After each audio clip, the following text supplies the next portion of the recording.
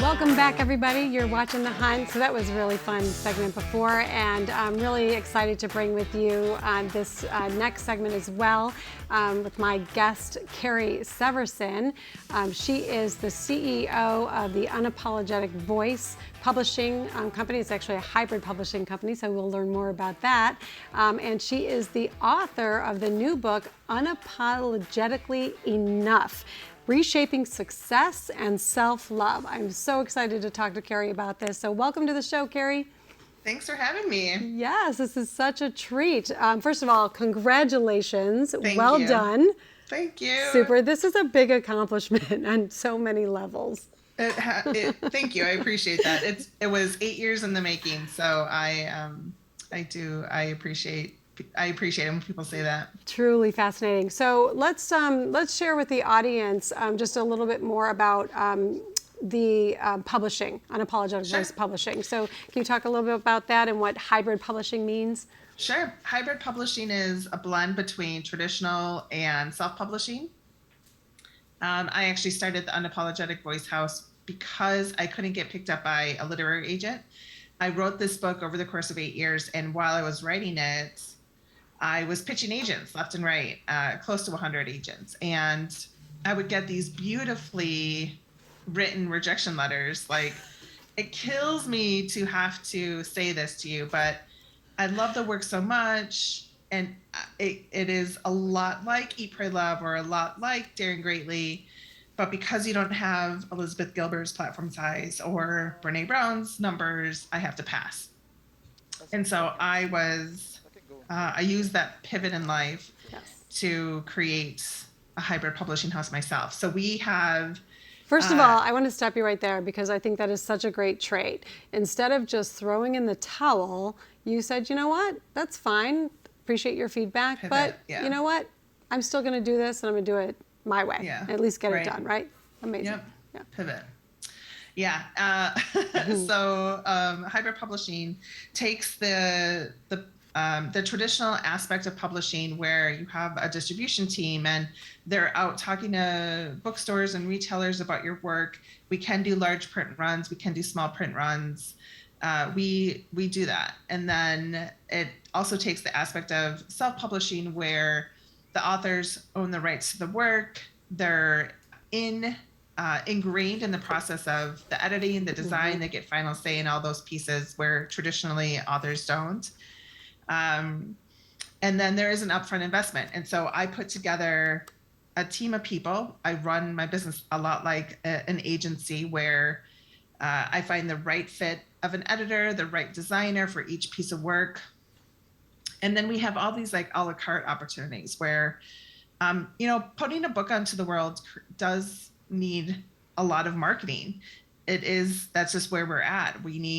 There's a lot of noise in the marketplace, and you need to have a consistent message that is out there, not just in pre-sale, not just during your launch, but for the long run. And so we do offer, a number of services that authors can partake in. And so that's really what hybrid publishing is. It takes all the things that you do if you're self-publishing and blends it with the traditional aspect of the distribution channel.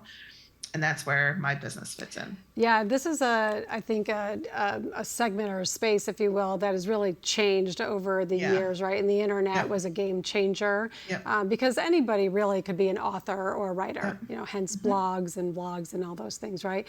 But what's great, I think, about what you're doing is that, and I often say, I'm paying you for your opinion, not my opinion, if I'm going to hire you to do something. So, and that's what people do. They're hiring you because you're the expert in this space and you can really move them along faster, right? Because everybody has a book to write, right? Right. Yeah. Yep. And whether they're able to kind of access it and get it out into the world is really, it's a challenge. And so many people don't. We sit in the space of, I want to get it out someday and someday I'll do it. Right, and then finding the courage to actually follow through with it. And I also have to say that, my book specifically is what helped me catapult a business, but there's a timing in knowing intuitively when it's the right time to launch your book. And yes, I love how you Sorry, I I learned love how that now too. Yeah, and I love how you wrote in here. This book has been what 20 or you've been writing it for 28 years. Yeah, exactly. Because it does take that time. It does take just the knowing when it's time. Right. So let's talk about that. Well, first of all, how can people reach you at the publishing Unapologetic Voice House? It is just the unapologeticvoicehouse.com. There's a submission page. There's contact information. Come on over, drop a line. Yeah. Yep. And across all social media platforms, the whole 9 yards, right? Yeah. Perfect. Okay, so you've been doing this world of publishing for a while, and then all of a sudden you're like, okay, it's time for to do me. my book. Yeah. So was there just one moment where you had that aha moment to say, okay, it's time to put pen to paper? So I wrote the book little by little over a number of years. And I started the house, like I said, in 2019. And when I started it, it didn't feel like the right time to put my book out into the world. And so I published maybe 20 other people. Mm-hmm. By the end of 2020, the middle of 2021, I started to feel this nudge of like, we're in the middle of COVID. People are really looking at their own stories and finding the courage to move forward with it. And there was this voice deep back in my heart that was like, you started this whole thing because there's this book sitting in your computer. You should look at it. And so it was really that, if other people are doing it, it's time for me to do it too. So I found an editor that I really admire and adore. And her story was very similar to mine. Mm-hmm. And it just so happened that I was able to fit right into her schedule, and everything just sort of progressed naturally. So I think I moved forward at the right time. And so when the stars line up like that, you can't deny it, right? But just as a lover of journaling myself, and I've been doing that for so long, 20, 30 years. How many times did you go back to your computer and look at it and say, maybe it's time, and then walk away? Well, I rewrote the story 4 times. And so I would do Control-Alt-Delete of like 50,000 words several times. And then the last time I wrote it, it came really naturally. And then I let it sit for, a couple of years. But I've been professionally writing for 25 years. So I have actually learned how to avoid the pitfalls of the perfectionism piece that I think so many writers fall into, where they're like, oh, I'll move forward with it once this part is better, or I need to fix this or edit it one more time.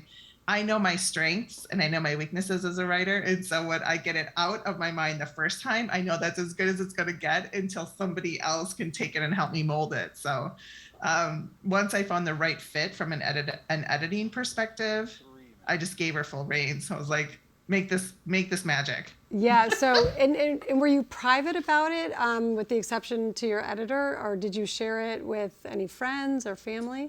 I shared it with advanced readers once it was edited for what I thought was the final time. But nothing along the way? Nothing? No. Not even snippets? No. I shared it with advanced readers, not my family, but like strangers that I thought would be my target audience. Mm-hmm. And they gave me feedback. A couple of them were like, I didn't really like how it ended.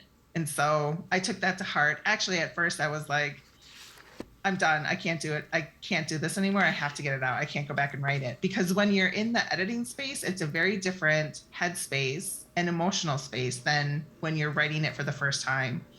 But I gave myself, a night's sleep, woke up the next day after getting some like disappointing advanced readers response of like, they were unsatisfied with how it ended, and turned to my husband and said, I've got to go to Wisconsin for 10 days to finish the book.